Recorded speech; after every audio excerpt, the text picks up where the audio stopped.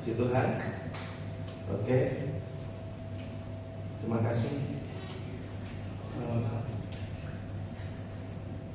Malam ini kita syukur kita nanti akan diberikan kesempatan kita hari ini juga ada ucapan syukur dari ibu ini ya. Semua bisa hadir malam hari ini, semua karena kemurahan Tuhan, panjang umur ya, dan tetap setia untuk ibu ini di dalam kekayaan manusia. Puji Tuhan, malam hari kita belajar dari firman Tuhan. Temanya malam hari adalah rendah hati adalah sikap yang penting. Rendah hati adalah sikap yang penting. Ini adalah satu sikap yang mendasar. Kita belajar firman Tuhan itu dari segala hal, baik dari janji Tuhan, baik dari pikul salib, baik apapun itu, menjaga kekudusan, menghasilkan buah pertobatan, semua kita belajar. Tidak kepada materi firman Tuhan tertentu, apalagi tentang teori kemakmuran, teori kesejahteraan dan sebagainya, sejahtera abadi. Kita tidak belajar satu hal saja, tapi kita belajar tentang banyak hal Alkitab supaya semuanya itu seimbang.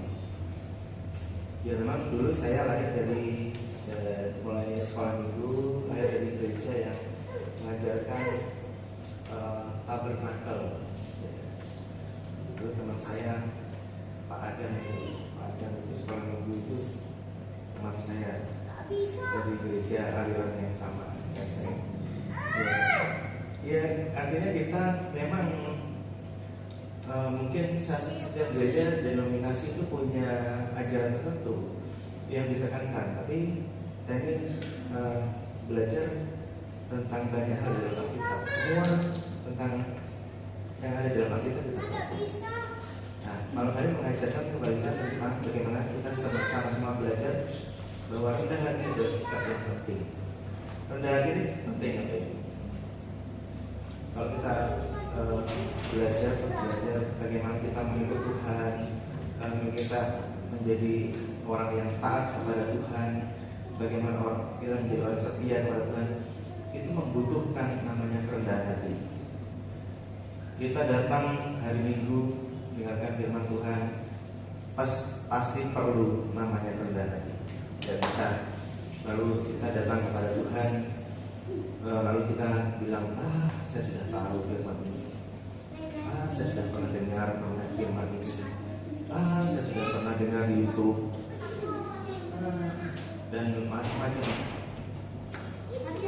Kita tidak bisa. Kita harus datang kepada Tuhan dengan kerendahan hati. Kalau kita bermodalkan ke gereja itu hanya datang misalnya saya tidak. Ya kita melihat firman-Nya tentang ini. Saya sudah pernah dengar. Sudahlah, tidak terlalu didengerin. Saya sudah pernah dengar sekolah minggu dulu. Bagaimana kita jadi anak Tuhan yang setia, bagaimana kita harus baca Alkitab. Saya sudah pernah dengar. Tapi apakah kita kerjakan itu? Apakah kita sudah kerjakan itu? Makanya perlu ketaatan, perlu namanya kerendahan hati, gitu. Nah, kalau kita punya kerendahan hati, maka kita akan siap diisi oleh firman Tuhan. Nah, diisi firman Tuhan. Oh firman Tuhan hari ini apa? Oh iya, akan saya ingat, mungkin saya catat dan akan saya kerjakan. Tidak peduli itu mau dicatat ataupun tidak, tapi dikerjakan. Gitu. Mau kita terima banyak firman Tuhan, kita terima sedikit firman Tuhan, yang penting itu persentasenya kita kerjakan itu seberapa besar. Kita terima firman Tuhan 1 jam firman Tuhan 30 menit kita kerjakan, itu sangat bagus sekali. Kita terima firman Tuhan 2 jam dan kita kerjakan semua, yes, itu sia-sia namanya. Dan seberapa besar kita kerjakan firman Tuhan itu membutuhkan kerendahan hati. Kita terima firman-Nya, lalu kita kerjakan. Firman Tuhan mengajar apa? Mengajar persepuluhan. Sudah kembali lagi. Di mana akhir-akhir ini orang-orang yang jago mengupas firman Tuhan itu mengajarkan firman perpuluhan itu tidak penting. Karena apa? Itu hanya dilakukan di waktu zaman dulu, eranya Mary. Itu kalau orang yang pelit senang gitu dengan firman Tuhan kayak gitu. Tapi kita ini belajar taat. Apa sih bedanya orang persepuluhan yang mengerjakan persepuluhan dengan yang tidak? Orang yang mengerjakan persepuluhan, meskipun nanti toh di surga itu Tuhan enggak, aku enggak terlalu enggak menuntut kamu persepuluhan. Oh ya sudah Tuhan, tapi saya boleh nggak masuk surga? Ya boleh. Karena meskipun kamu tidak mengerjakan persepuluhan, meskipun aku tidak suruh persepuluhan, kamu mengerjakan, tidak masalah. Beda dengan kasusnya orang yang tidak melakukan persepuluhan. Ternyata waktu di surga sana, di pintu gerbang, Tuhan ternyata menuntut kepada kita, kamu persepuluhan enggak? Enggak Tuhan. Karena ada hamba-hamba Tuhan mengajarkan enggak. Loh, kenapa kamu enggak persepuluhan? Orang yang enggak persepuluhan, tapi ternyata suatu saat ternyata yang benar adalah persepuluhan, dia enggak bisa kembali lagi untuk hidup.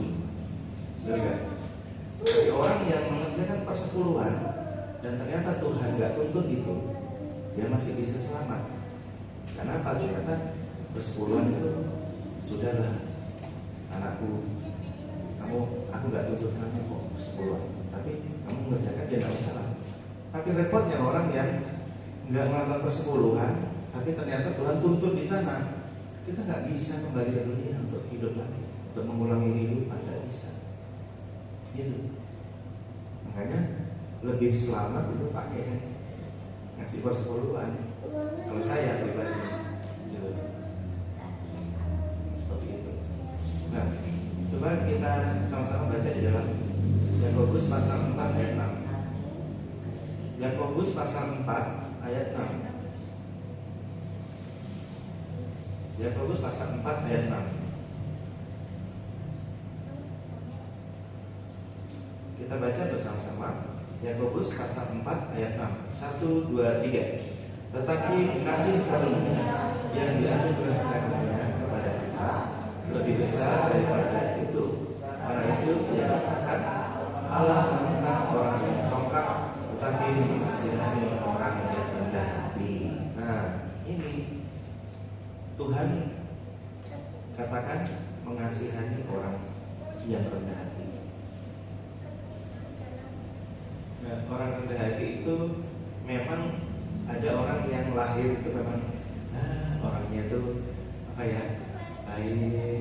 Ada di kantor saya itu ada beberapa tipe anak buah ya teman-teman itu yang beda-beda karakternya. Ada yang rendah hati ya, rendah hati dan alim gitu ya. Alim, dia tuh banyak diem, banyak kerja. Kalau disuruh ya gitu, ya kerjakan. Ada juga yang kalau disuruh tuh tapi gini, ya meskipun kan dia berangkat juga. Ada yang ya membantah juga, tapi gini, banyak bicara tapi juga nggak kerja gitu. Ada juga tipikal seperti itu.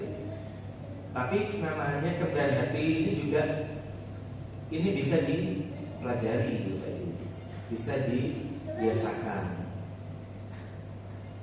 Caranya gimana? Kita semua sudah tahu ya tentang definisi rendah hati ini ya. kalau di dalam Alkitab, di dalam terjemahan Kamus Besar itu tidak sombong, namanya tidak sombong, tidak songkak, mengutamakan orang lain, itu definisinya. Tapi kita bicara definisi rendah hati adalah banyak hal tentang yang lebih luas dari itu, bukan hanya bicara tidak sombong, ya. Tapi bagaimana dia menundukkan diri, bagaimana dia mau taat, bagaimana dia menerima teguran. Makanya ini satu sifat yang sangat penting untuk melandasi semua hal. Makanya kalau kita ikut Tuhan itu pasti perlu namanya rendah hati. Ini bukan bicara tentang seorang lahir langsung jadi baik orangnya seperti yang saya ceritakan tadi. Tidak, tapi bisa kita harus melatih. Kadang bagaimana orang yang kita punya karakter, kita masih kalau ditegur suka les, ditegur itu suka membantah. Nah itu kita perlu tahu bagaimana keadaan diri kita ini kan gitu. Artinya kita masih tergolong belum orang yang rendah hati. Kalau kita dapat ditegur oleh firman Tuhan misalnya gini, tapi kita mungkin punya firman lain untuk menangkis itu. Nah itu kita perlu sadar bahwa kita sebenarnya kita belum menjadi orang yang rendah hati. Karena apa? Tujuan kadang teguran firman Tuhan itu adalah untuk kebaikan diri kita, supaya kita ini bertobat dari kesalahan kita, supaya kita ini berbalik dari kesalahan kita. Makanya saat kita mendengar firman Tuhan, kita perlu memasukkan kepada diri kita, apakah itu benar, apakah itu kita perlu introspeksi namanya. Apakah saya ini memang seperti itu? Saya mungkin tak marah, tak marah, suka tersinggung, baper, sensi. Apakah seperti itu?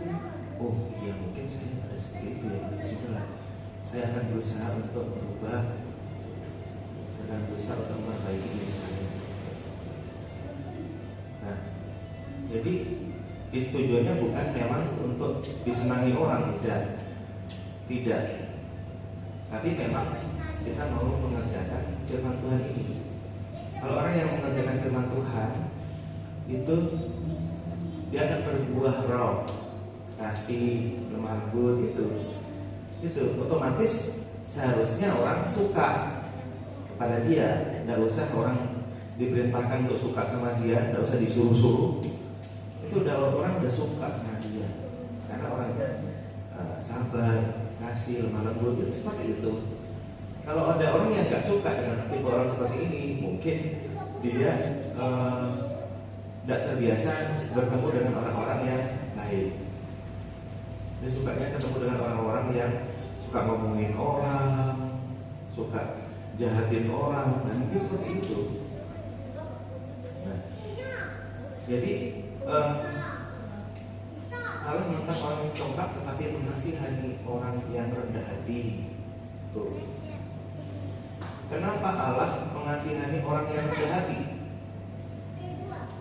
Kenapa Allah mengasihani orang yang rendah hati? Pertanyaannya. Kenapa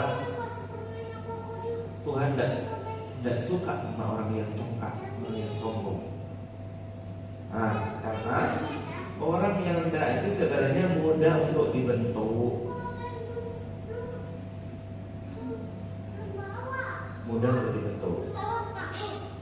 ya.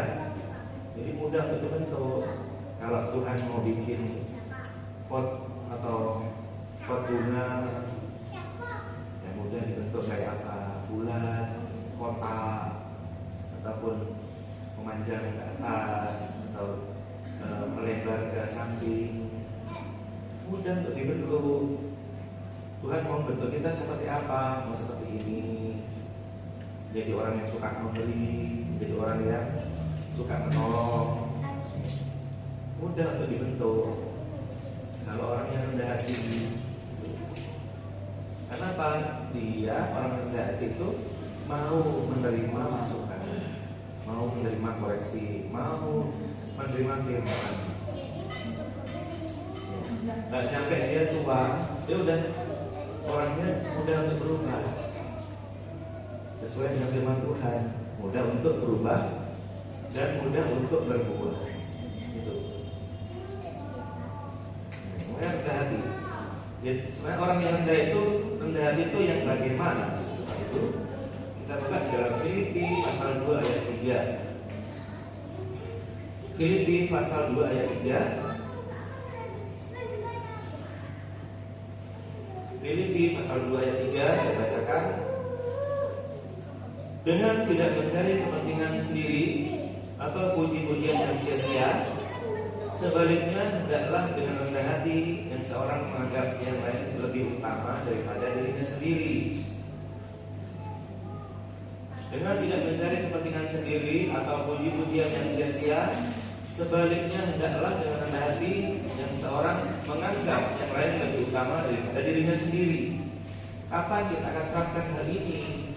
Ya kepada saat kita bertemu dengan orang lain di dalam komunitas kita, menganggap yang lain lebih utama daripada diri kita sendiri.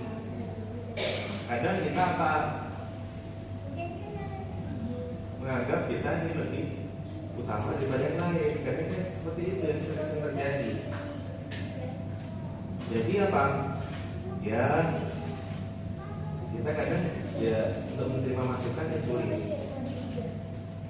Sebenarnya masukan itu kan ada dua tipe. Waktu kita terima masukan atau kita tolak masukan itu.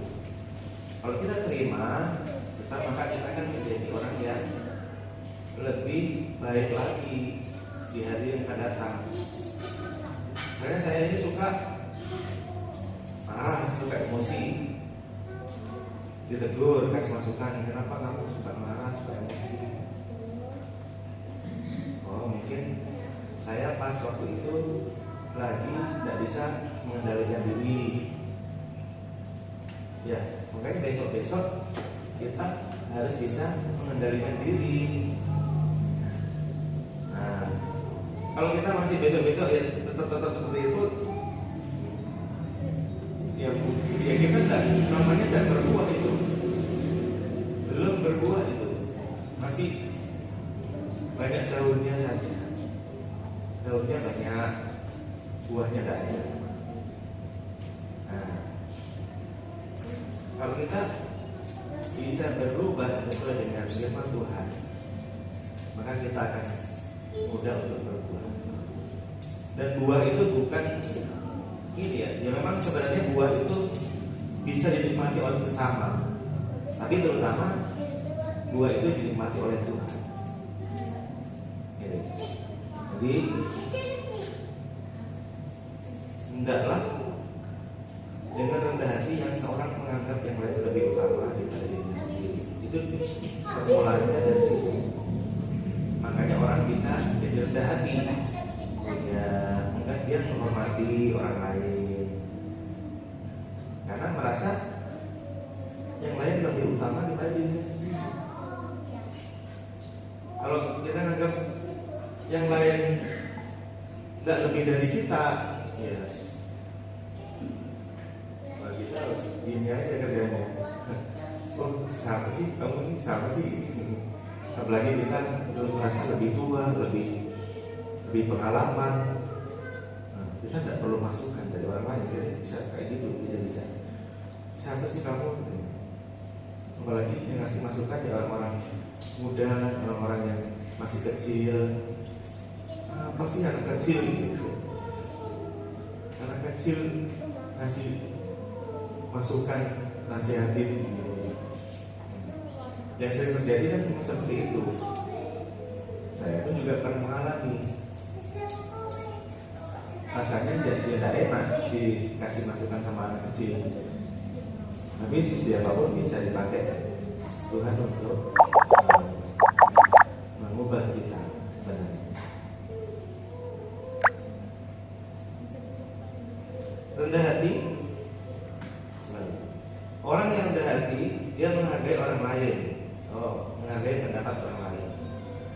Jadi tidak terus berpikiran orang lain selalu salah, tidak seperti itu. Karena setiap orang memiliki pandangannya masing-masing, dan mungkin dia bisa saja lebih benar daripada kita. Bisa saja seperti itu. Kita tidak selalu benar. Kalau kita memposisikan diri sebagai orang yang rendah hati, kita bisa menerima koreksi dari orang lain. Yakobus pasal 4 ayat 6. Yakobus pasal 4 ayat 6. Oh ya, yang tadi ya. Katakan Allah menentang orang yang congkak, tetapi mengasihani orang yang rendah hati. Rendah hati dan lawan kata dari congkak.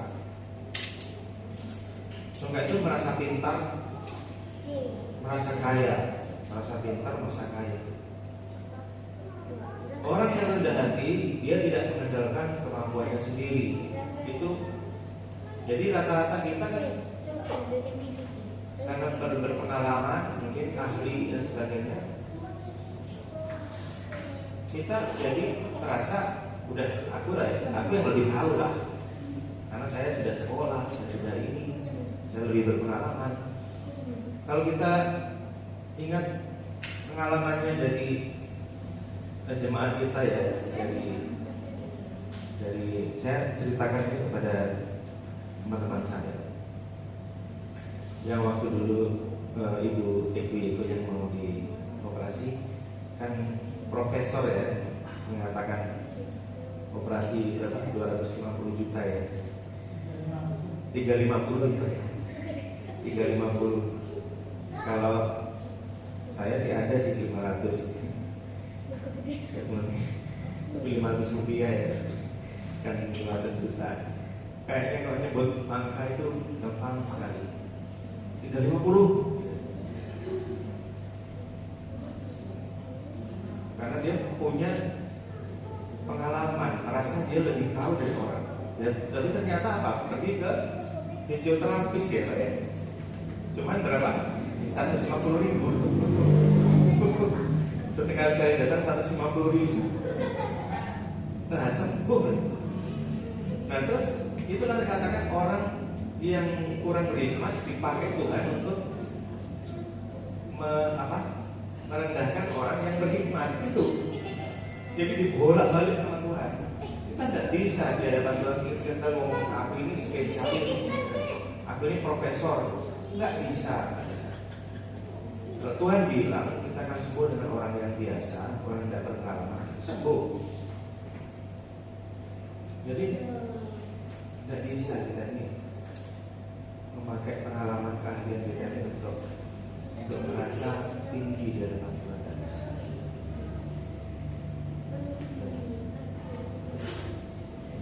Orang-orang yang di rumah sakit besar, rumah sakit orang-orang dokter spesialis bedah itu yang sebenarnya mereka punya cerita yang ini berhubungan dengan pasien-pasiennya,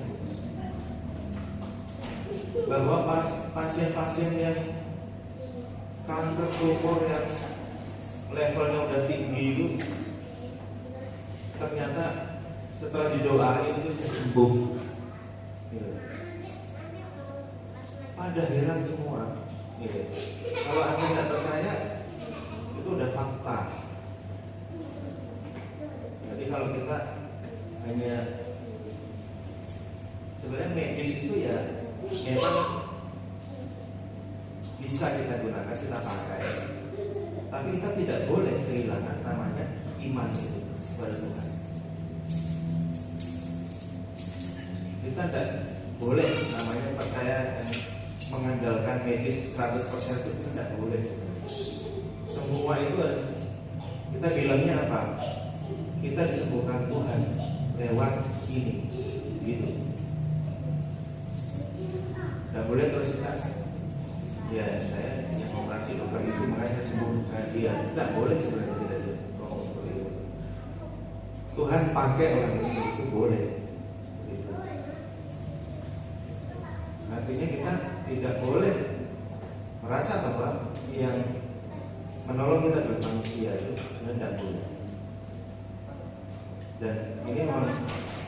prinsip saya pribadi, tapi setidaknya Bapak itu juga ini. Saya pernah pada satu KKR itu, hamba Tuhan ini ngomong seperti ini, puji Tuhan saya sembuh. Karena apa? Karena saya dioperasi, saya sudah pergi ke ini. Sepertinya dia tuh ini, karena alirannya itu aliran bukan nggak percaya kesembuhan yang dari Tuhan itu.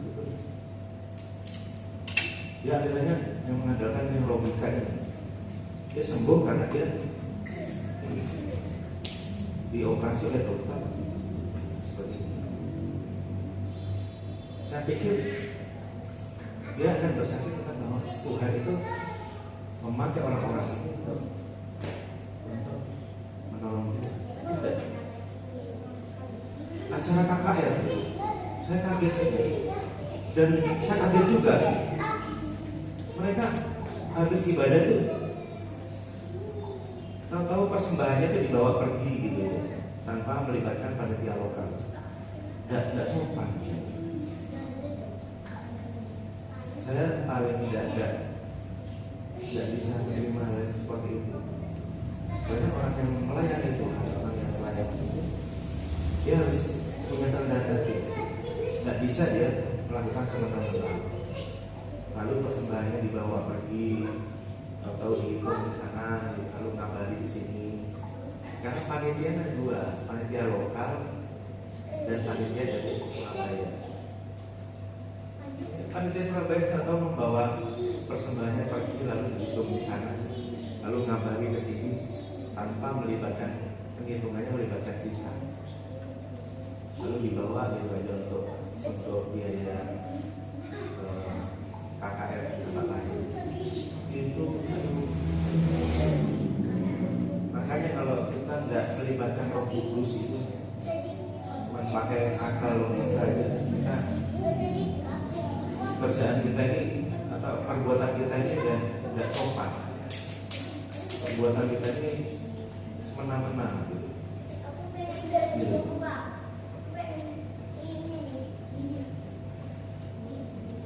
Orang yang rendah hati lawannya adalah congkak, sombong. Makanya dulu waktu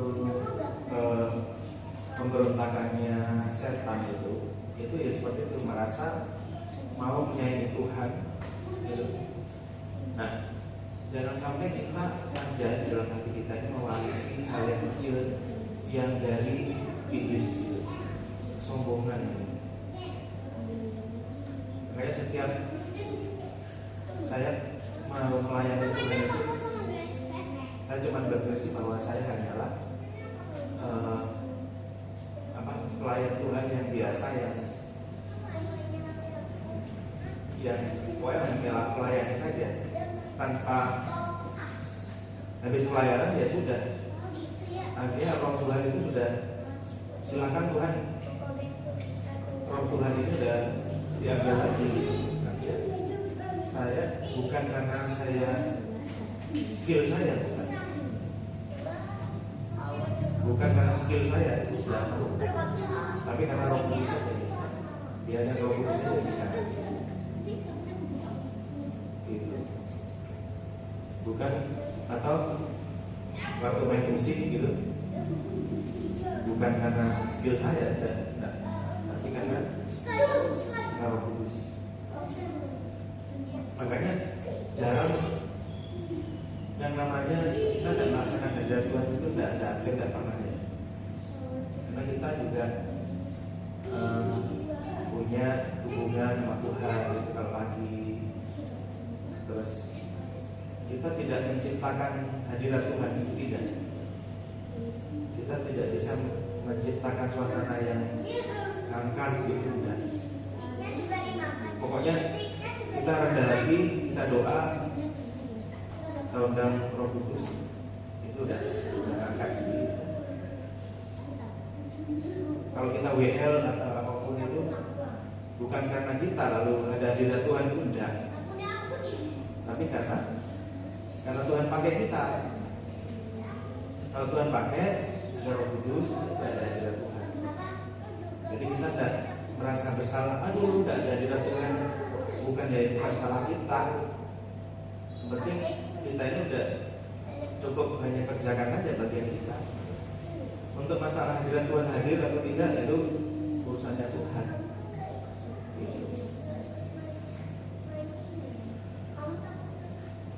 Contoh peristiwa di dalam Lukas pasal 18 ayat 9 sampai 14. Lukas pasal 18 ayat 9 sampai 14. Lukas pasal 18 ayat 9 sampai 14. Saya bacakan ya. Perumpamaan tentang orang Farisi dengan pemungut cukai. Ada perbandingan di situ. Orang Farisi dengan pemungut cukai. Ayat 9, dan kepada beberapa orang yang menganggap dirinya benar dan memandang rendah semua orang lain, Yesus mengatakan perumpamaan ini. Ada dua orang pergi ke bait Allah untuk berdoa. Yang seorang adalah Farisi dan yang lain pemungut cukai. Orang Farisi itu berdiri dan berdoa dalam hatinya begini, Ya Allah, aku mengucap syukur kepadamu karena aku tidak sama seperti semua orang lain. Bukan perampok, bukan orang lalim, bukan pezina, dan bukan juga seperti pemungut cukai ini. Aku berpuasa 2 kali seminggu. Aku memberikan 1/10 dari segala penghasilanku. Tetapi pemungut cukai itu berdiri jauh-jauh. Bahkan dia tidak berani menengadah kelahi. Melainkan dia memukul diri dan berkata, Ya Allah, kasihanilah aku orang berdosa ini. Aku berkata kepadamu, orang ini pulang ke rumahnya sebagai orang yang dibenarkan Allah, dan orang lain itu tidak. Sebab barang siapa meninggikan diri, ia akan direndahkan, dan barang siapa merendahkan diri, ia akan ditinggikan. Ini contohnya di dalam Alkitab, orang Farisi dan pemungut cukai. Ini dikatakan, Tuhan katakan, orang ini pulang ke rumahnya sebagai orang yang dibenarkan Allah. Maksudnya yang cukai ini dibenarkan Allah, dan orang lain itu tidak. Sebab barang siapa meninggikan diri, dia akan direndahkan, dan barang siapa merendahkan diri, dia akan ditinggikan. Ini contohnya orang yang sombong dan orang yang rendah hati. Ini Tuhan lebih suka kepada orang yang rendah hati. Ini barang siapa meninggikan diri, mengatakan, saya sudah melayani kayak gini Tuhan. Ini loh, saya sudah melakukan ini dan itu. Sudah pelayanan, sudah nyumbang gereja, sudah kasih persembahan paling besar, sudah kasih persepuluhan, sudah puasa, sudah berdoa. Ini saya ini, kayak gini. Hormati saya, Bu. Begitu. Tolong masukkan saya ke surga. Waduh. Yesus. Itu sangat-sangat sombong. Orang Farisi berkata kepada Allah bahwa dia sudah melakukan ini dan itu. Itu ada pelayanan macam-macam, bos, segala pelayanan kita kerjakan, wis. Ini kayak gini nih. Padahal kita bisa melayani Tuhan itu, melakukan ini dan itu apa? Itu semua karena anugerah Tuhan. Amin. Anugerah Tuhan. Bisa pelayanan apa? Pelayanan punya mobil, menjemput jemaat yang lemah yang tak bisa ke gereja. Karena kita punya mobil, kita jemput. Apalagi pelayanannya, pelayanan persembahan, ya. Itu nilainya sama,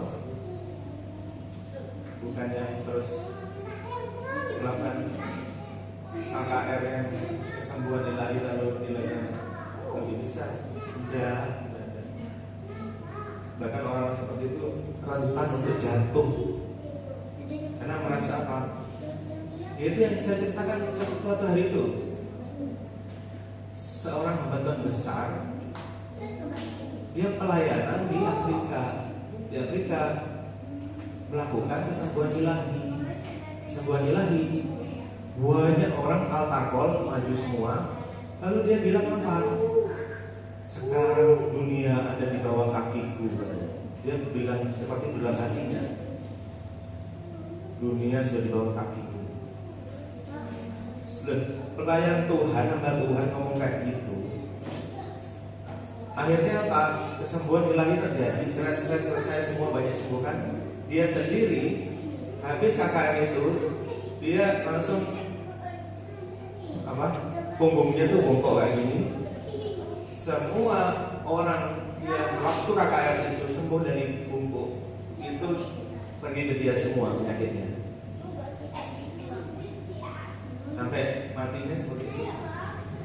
Karena dia hamba Tuhan, dia dapat anugerah dari Tuhan untuk kesembuhan, tapi dia bilang dunia ada di bawah kaki saya. Ini kesalahan yang fatal, sangat fatal sekali. Hamba Tuhan ngomong seperti itu. Hamba itu, saya katakan, saya sering mengkritisi orang-orang yang suka mengagungkan hamba Tuhan, mengkultuskan gitu. Ya, namanya hamba itu ya hamba, jangan diperlakukan lebih. Nanti sombong jadinya.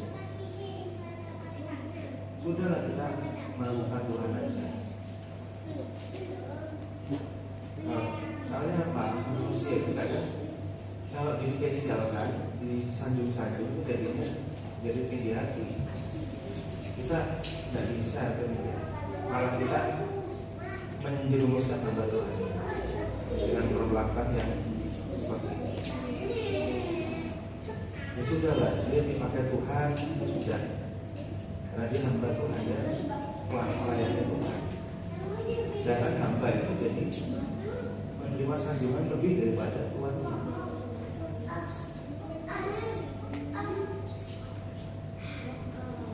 Kadang sifat ini tanpa kita sadari ada dalam diri kita saat kita menerima firman Tuhan. Kita merasa kita bisa. Kita merasa kita ini sudah belajar firman Tuhan mulai dari kecil. Saya ini sudah kayak Kristen, tidak usah dikasih masukan lagi, tidak perlu itu. Padahal manusia itu kan setiap hari ini perlu dikoreksi, perlu dikritisi, perlu diluruskan. Karena namanya manusia itu pasti karakter-karakternya kadang ada kesalahan. Kalau harus benar terus dia tidak bisa. Namanya manusia itu ya pasti ada kesalahan. Tapi namanya kita rendah hati, namanya itu harus perlu dikoreksi. Nah, kayak kita juga harus mau menerima koreksi. Ya, saya salah, ya sudah mengakui salah dia, saya salah. Bukan lalu kores dan sebagainya. Yang congkak atau sombong, dia merasa lebih tahu tentang firman. Jadi dia tidak mengindahkan firman itu. Dia merasa cukup dengan firman yang dia ketahui. Tidak perlu dikoreksi oleh firman. Sekarang kita apa? Siapa lu mau baik gua? Kita lihat dia kurang mampu, dia orangnya. Saya ini lebih sukses dari kamu. Kita hakimi orang seperti itu. Saya lebih sukses, lebih kaya kok. Ngapain kamu ngomongin aku? Kamu itu buktikan dulu jadi orang yang sukses dulu, baru bisa ngomong ke aku. Nah, kadang kita itu tidak sadar kita melakukan ini. Padahal bukan masalah itu. Orang itu meskipun orangnya nampaknya bersahaja, nampaknya sederhana, mungkin dia orangnya lebih bijaksana daripada kita.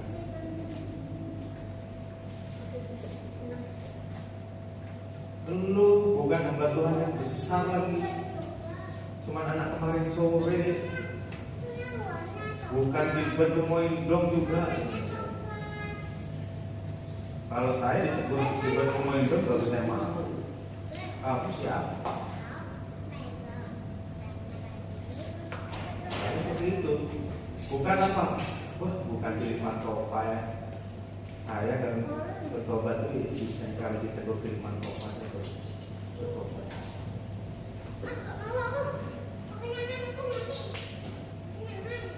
Terus apa? Wah, bukan Billy Graham. Saya ini sudah levelnya sudah nasional. Makanya yang negur itu harus yang internasional. Billy Graham. Saya tahu bertobat. Sombongnya. Siapapun itu, kalau kita dikasih masukan ditegur, kita perlu pertimbangkan. Apakah kita benar melakukan itu? Oh iya, saya perlu berubah, saya perlu berubah, saya perlu memperbaiki diri saya. Tapi umat yang rendah hati, dia terima firman Tuhan itu, dia telah oh ini apa firman Tuhan hari ini bicara tentang apa kerendahan hati. Oh iya, maka saya sudah seperti ini. Terus dia cerna, dia renungkan. Seperti siapa ya pokoknya contohnya. Dia belajar seperti apa Ayub. Dia meskipun seorang konglomerat, dia orangnya setia. Dia rajin doa pagi. Dia dekat sama Tuhan. Dia orangnya saleh. Nah, ini contohnya. Ditelaah, dicerna. Selama itu dari Alkitab, maka dia mau mendengarkan dan menerima serta melakukan. Ada ajaran-ajaran yang mau dipeleset-pelesetkan dari Alkitab itu. Ajarannya orang-orang yang merasa dirinya punya harta yang melimpah, dia pakai ayat Alkitab. Kata siapa? Uang itu adalah akar dari kejahatan. Enggak. Kalau kita bisa bijaksana. Namanya firman Tuhan itu jangan diubah-ubah. Uang itu akan segala kejahatan. Akhirnya jangan terus diubah lalu itu salah, tidak. Artinya kita itu perlu dicerna akan kejahatan. Makanya kita harus belajar bagaimana cara memanage. Bukan lalu ayat itu lalu tidak berlaku. Bukan. Itu udah paten yang diubah-ubah. Lalu orang-orang yang merasa dirinya punya harta dan kekayaan itu merasa bahwa ini tidak benar ayatnya. Wah, itu kalau kita pakai logika saja itu bisa setuju dengan pernyataan seperti itu. Oh iya, ayat ini tidak benar. Itu kan bisa dipelesetkan dari kebenaran. Nah, makanya umat yang rendah hati itu mudah dibentuk. Datang, dengerin firman-Nya apa, dicerna, ditelaah, dikerjakan. Itu ya pasti banyak pertumbuhan, ya pasti banyak berbuah. Nah, mari belajar untuk rendah hati. Yang pertama, dia akan orang yang rendah hati itu mau mendengarkan orang lain, menjadi pendengar. Kenapa? Kamu ada masukan apa? Oh iya, oh iya, saya harus. Oke dah, ya, aku terima itu. Aku terima. Kan lalu tersinggung marah. Oh kamu ini, oh iya. Oh iya, saya terima. Ya, oke. Lalu menerima masukan dan kritik, ya diterima. Karena itu sebenarnya bukan untuk merendahkan kita, tapi dengan kita terima itu kita akan menjadi orang yang namanya itu wise, bijaksana. Kalau kita tidak pernah mau terima masukan dan kritik sampai tua ya, mohon maaf ya, kita tidak jadi orang yang bijaksana, tapi tua iya. Tapi seharusnya orang yang tua itu memang harus bijaksana seiring dengan usianya. Tapi ada juga yang sampai tua nggak bijaksana, ya repot. Lalu apa? Yang ketiga, tidak merasa lebih pintar dari orang lain. Kalau kita merasa lebih pintar dari orang lain, kita tidak butuh itu namanya masukan. Apa anak ingusan, anak kecil, ya, kita tidak butuh masukan dari orang lain. Kalau kita merasa lebih pintar dari orang lain, karena manusia itu ada yang macam-macam, ya. Dalam hal ini dia punya kelebihan, di satu sisi dia punya kekurangan. Nah, itu bisa untuk mengoreksi kita. Kayak kita punya kelemahan di dalam hal ini, nah, dikoreksi sama orang. Oh ya, kita perbaiki kelemahan kita. Jadi itu namanya life learning lesson, pelajaran seumur hidup sampai kita kembali pada Tuhan. Itu pelajaran seumur hidup, belajar. Tidak ada yang namanya setelah umur 30 lalu jadi tahu semuanya, tidak perlu belajar, tidak ada. Sampai 50 tahu semua, tidak perlu belajar, tidak ada. Setelah seumur hidup kita belajar. Nah, Tuhan kita itu akan melatih kita menjadi pribadi yang rendah hati. Jadi malam hari ini kita semua belajar, saya dan Bapak Ibu, saudara belajar semua tentang kerendahan hati. Ini satu sifat yang perlu kita tanamkan, kita latih setiap hari, karena ini penting dalam hidup Tuhan. Kita bisa menjadi orang yang taat, kita bisa menjadi orang yang bertumbuh, kita bisa menjadi orang yang berbuah waktu kita menjalankan kerendahan ini. Puji Tuhan. Demikian firman Tuhan malam ini. Saya percaya kita semua diberkati dengan firman Tuhan ini. Mari saya dan Bapak Ibu semua kita mengerjakan firman Tuhan supaya kita hidup berkenan kepada Tuhan. Kita bisa mengikut Tuhan dengan benar sesuai dengan Tuhan.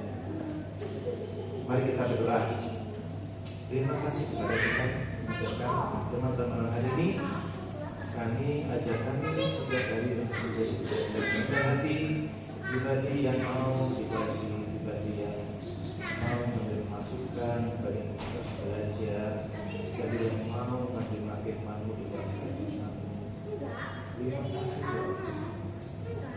Mampukan kami Tuhan dengan Roh Kudus-Mu, mampukan kami dengan Roh Kudus-Mu, karena dengan kekuatan kasih kami tidak mau. Dalam nama Tuhan Yesus Kristus, haleluya.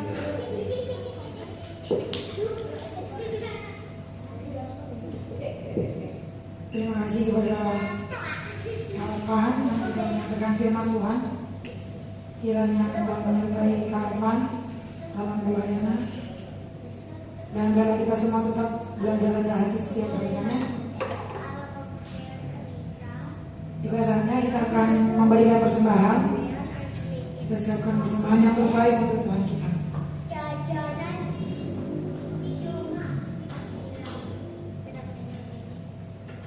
Maka Bapa yang baik, kami bersyukur punya Bapa yang baik seperti Engkau. Engkau menyertai kami, Engkau memimpin kami dan membimbing kami ya Tuhan setiap hari. Terima kasih ya Tuhan, ajar kami untuk lebih rendah hati, untuk lebih lagi menyerahkan hidup kami ini ke dalam pimpinan Roh-Mu Bapa. Engkau yang memampukan kami ya Tuhan, Engkau yang membimbing kami dimanapun kami berada. Terima kasih ya Allah Bapa kami. Sekali lagi kami akan memberikan persembahan.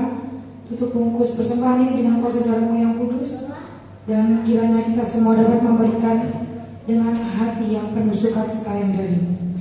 Terima kasih Bapa, di dalam nama Tuhan Yesus, haleluya. Amin.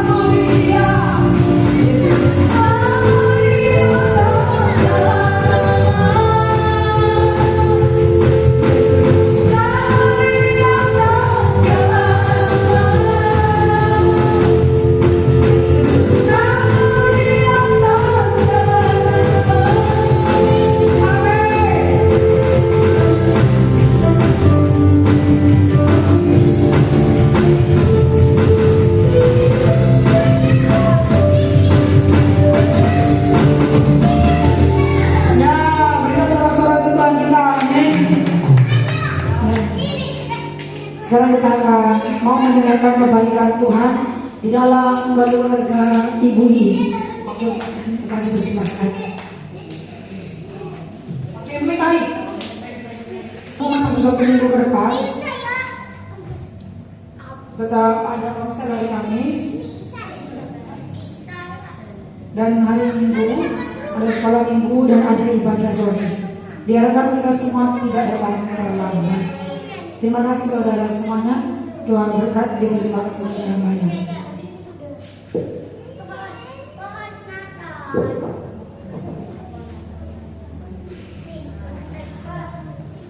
Baik, puji Tuhan, semua diberkati firman Tuhan.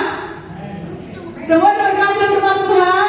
Amin. Amin. Ya, puji Tuhan, kita semua diberkati supaya kita semua belajar rendah hati, karena menjadi orang-orang yang rendah hati itu bukanlah sesuatu yang mudah. Ya, karena kita perlu untuk ditundukkan. Tunduk sendiri agak susah ya. Tunduk sendiri agak susah. Perlu ditundukkan ya. Ini semua menjadi PR buat kita semua secara pribadi. Tadi ketika Mas Aban pertama ngomong kalau tentang perpuluhan, lalu judulnya kerendahan hati. Lalu perpuluhan, lalu saya mikir ini hubungan perpuluhan dengan kerendahan hati apa ya? Saya bertanya sendiri, lalu Tuhan singkapkan ya, apakah memberi perpuluhan itu termasuk orang yang rendah hati? Ya, kenapa? Karena memberi perpuluhan itu asal usulnya pertama kali adalah Abraham memberikan bukan karena Tuhan perintahkan, tetapi karena dia menyadari sumber berkatnya dia itu adalah dari Tuhan. Jadi karena dia mengakui sumbernya dari Tuhan, dia memberikan perpuluhan, ibarat seperti pajak kepada sumbernya, ya. Jadi pengakuan gitu. Lalu setelah itu baru masuk dalam hukum Musa, perpuluhan menjadi satu kewajiban seperti itu ya. Jadi kalau seandainya suatu saat memang perpuluhan sudah tidak diwajibkan lagi karena perdebatan saling mempunyai dalil masing-masing antara wajib atau tidak punya dalil masing-masing ya. Tetapi bagi kita tadi Mas Afan bilang ini lumayan keras juga kalau orang yang menyetujui tidak memberi perpuluhan itu adalah pelit gitu. Ini termasuk keras juga ya. Tapi kemudian saya renungkan ya, kalau memberi perpuluhan itu adalah kehidupan kekristenan. Karena dalam kekristenan itu kasih itu memberi. Nah, bagaimana kita menjalankan kekristenan kita kalau kita tidak belajar? Jadi perpuluhan itu adalah salah satu cara melatih diri kita untuk mempraktekkan kasih atau memberi. Jadi oleh karena itu Bapak Ibu Saudara, mari kita seperti dalam firman Tuhan tadi dikatakan orang yang rendah hati adalah orang yang mau menerima kritik pendapat dan juga bijaksana ya. Jadi mari kita lebih bijaksana dalam mendengarkan firman Tuhan, baik yang di gereja ataupun yang di media-media sosial, supaya jangan sampai kita terseret ke dalam pengajaran yang tidak tepat ataupun tidak benar. Karena dulu saya pernah katakan di sini, saya pernah mendengarkan seorang yang membuat satu video, dia mengatakan aku bukan hamba Tuhan, aku bukan pengurus, tetapi dia membahas tentang perpuluhan, bahwa perpuluhan itu tidak wajib. Nah ini loh, bukan hamba Tuhan, bukan pengurus, tetapi dia membahas itu sampai viral ya. Dan kenapa dia sampai membuat video seperti itu? Karena dia melihat hamba Tuhan kaya, gitu ya. Jadi kenapa dia hatinya panas melihat kekayaan hamba Tuhan? Puji Tuhan kan, kalau hamba Tuhan kaya, hamba Tuhan dipermuliakan. Kalau hamba Tuhan melarat, apa pendapat orang luar? Kalau jemaat mungkin bisa memahami, tapi kalau orang luar, mana mau kita ikut Tuhan? Nah, pendetanya yang melarat, ya kan? Jadi harusnya kan hamba Tuhan dipermuliakan seperti itu. Jadi kenapa bisa seorang umat sampai satu bahan yang sangat besar buat dia untuk mengajak orang-orang untuk tidak memberi perpuluhan? Kalau kita coba, kalau semua tidak memberi perpuluhan, terus pekerjaan Tuhan itu bagaimana? Pelayanan, penginjilan, semuanya butuh dana. Bagaimana? Semakin berkembangnya penginjilan ini kan dana semuanya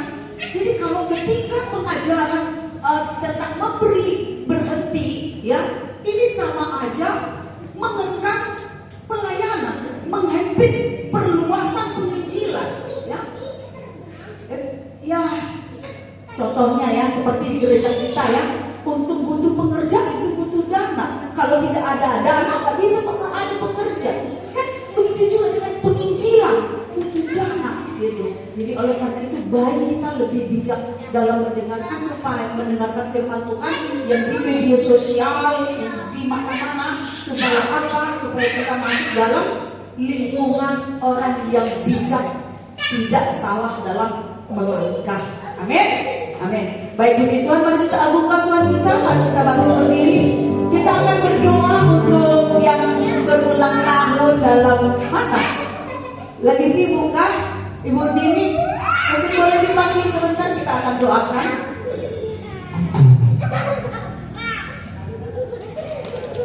Mau yang mengucap syukur, ya kita doakan bersama.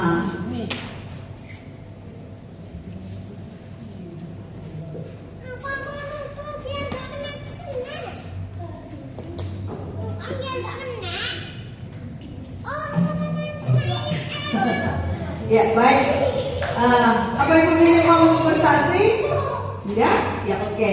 Sekarang kita katanya Ibu Nini mengucap syukur karena berkat Tuhan lewat usia yang diberikan oleh Tuhan yang menyertai sepanjang tahun ini. Kita akan doakan bersama. Kita boleh arahkan tangan kita kepada Ibu Nini.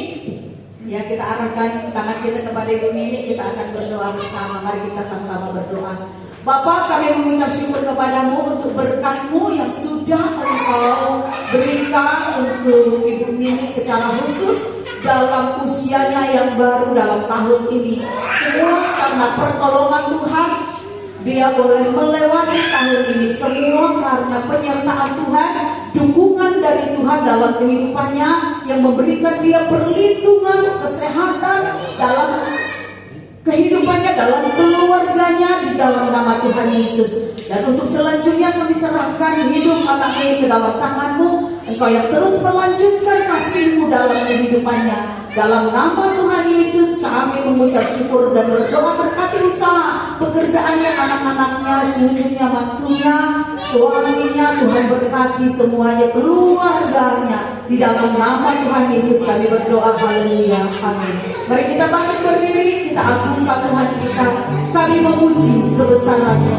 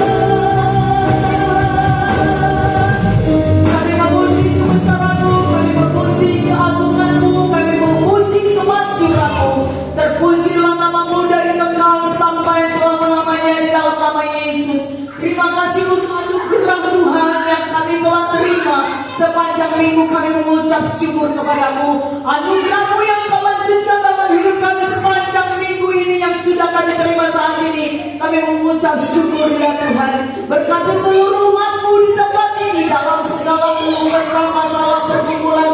sakit penyakit yang mereka hadapi, Engkaulah yang menjadi sumber pertolongan mereka di dalam nama Tuhan Yesus Kristus. Doa yang mereka naikkan di hadapan-Mu, biarlah mereka menerima jawabannya daripada Engkau ya Tuhan, dalam nama Tuhan Yesus Kristus. Berkati juga saudara kekasih kami yang tidak bisa hadir pada saat ini, dalam keadaan mereka apapun yang menjadi pergumulan mereka, Tuhan juga campur tangan dalam nama Yesus. Terpujilah nama Tuhan yang sudah memakai anak-anak-Mu untuk melayani Engkau pada saat ini. Urapi lebih lagi ya Tuhan, dan biarlah semakin hari semakin Tuhan perlengkapi untuk memberi yang terbaik kepada-Mu di dalam nama Tuhan Yesus Kristus. Terima kasih ya Bapa, sebentar kami akan kembali ke tempat kami masing-masing. Tuhanlah yang menyertai kami, semuanya tiba di tujuan kami dengan penuh sukacita membawa berkat-berkat daripada Tuhan kami dalam nama Tuhan Yesus. Mari jemaat Tuhan, arahkan hatimu kepada Bapa kita sumber segala berkat, dan angkatlah tanganmu, kita terima berkat dari Bapa kita. Haleluya. Terima kasih Yesus. Haleluya. Haleluya. Haleluya. Haleluya. Terima kasih. Dilingkupinya Engkau dengan kepak sayapnya, dijauhkannya segala mara bahaya dari kehidupanmu, dibentenginya Engkau dari segala musuh-musuh yang menyerang, diberinya keselamatan padamu dalam setiap jalan-jalanmu, diberkatinya apa yang Engkau kerjakan di dalam nama Tuhan Yesus, disehatkannya tubuhmu dan dilimpahinya hatimu dengan sukacitanya di dalam nama Tuhan Yesus Kristus.